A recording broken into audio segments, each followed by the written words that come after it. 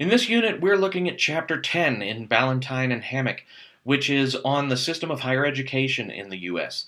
I think one of the best ways to introduce this chapter is to give you a few descriptions of the types of higher education we have in the U.S.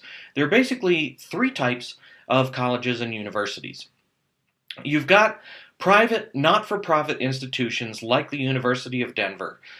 Your Ivy League schools are private, not-for-profit. So that's Harvard, Yale, Princeton, etc. And schools like Vanderbilt and Wake Forest. I got my doctorate from one of these kinds of schools, Emory University, which is in Atlanta, Georgia. Next, you've got public not-for-profit institutions. These are your state schools, like the University of Colorado, the University of North Carolina, Florida State University. Plus, pretty much all community colleges are public not-for-profit schools.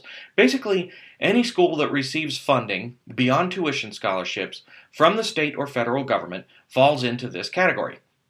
Now, there are some schools that are kind of a hybrid between these first two, called land-grant colleges, or land-grant universities. This group includes schools like Michigan State University and Colorado State University. They got their start from the Morrill Acts of 1862 and 1890, which granted federally controlled lands to these schools to use not only to have a place to build a university, but also so the value of the land could be counted as an asset as part of each school's endowment. An endowment is like a big savings or investment account that a school keeps tucked away, the goal of which is to use the interest earned on investing that money to help fund the school. Anyway, these schools operate with less state oversight than the purely public institutions, which is why a lot of researchers refer to them as hybrids between private and public schools. The land-grant institutions started out primarily to teach agriculture, farming, and mechanical trades. But as you are all probably aware by now, the scope of each of these schools has broadened dramatically over the last century and a half, to the point where these schools compete among the biggest public universities in the U.S. Texas A&M, for example, has the title Texas Agricultural and Mechanical University, but it's clearly more than just agricultural and mechanical now.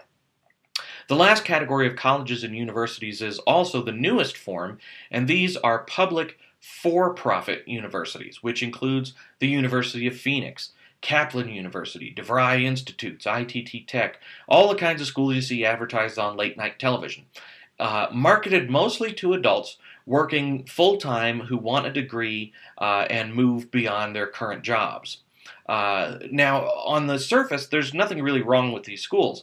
You may have heard some stories in the news about unethical recruiting practices and accreditation problems, and I don't know that such an issue has been resolved to all parties' satisfaction yet.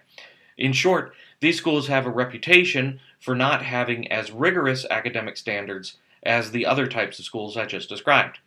And they have a reputation of caring more about earning a profit than in educating their students. Regardless of those reputations, the difference between the for-profits, as they're known, and the public and private not-for-profit schools is really a philosophical difference. When the for-profits first started popping up around the country, starting as far back as the 1970s, education was seen mostly, not always, but mostly, as a means of bettering oneself. Education for the sake of knowledge, but not necessarily just as a credential to get a job. But also around that time, we started to see a shift in the job market to where it was becoming more and more of a requirement to have a college degree as a credential for getting a decent job. John Sperling, who founded the University of Phoenix in the 1970s, rationalized that if education was going to be used as a commodity for getting a job, then it might as well be bought and sold like any other commodity. He expanded his campuses, he created a parent company called the Apollo Group, took the company public, and now you can watch its stock price on the NASDAQ, just like you can watch the stocks of Kaplan and DeVry.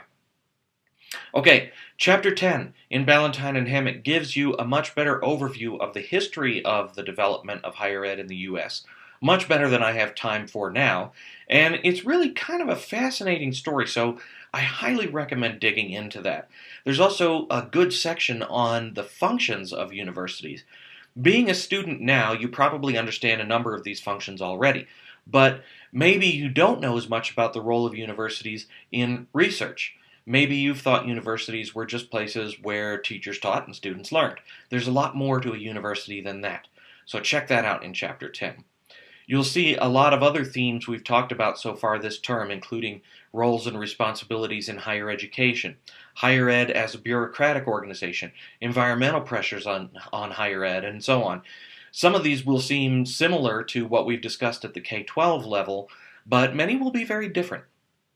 One thing is for sure, higher ed is a beast all unto itself, so that's why we're devoting an entire chapter to it. We could devote an entire semester to understanding it and still not have all the answers. But at least we can scratch the surface, and I can enlighten you with what we discuss. So that's it for me for now. Have a good week, and I'll see you online.